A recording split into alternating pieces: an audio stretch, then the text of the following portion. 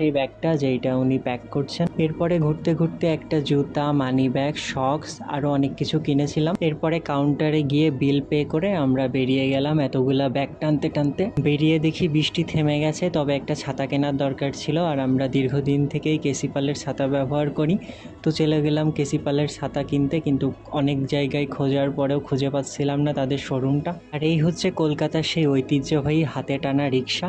আর এখন আমি যে জায়গাটিতে আছি এটা হচ্ছে এসএস হগ মার্কেট।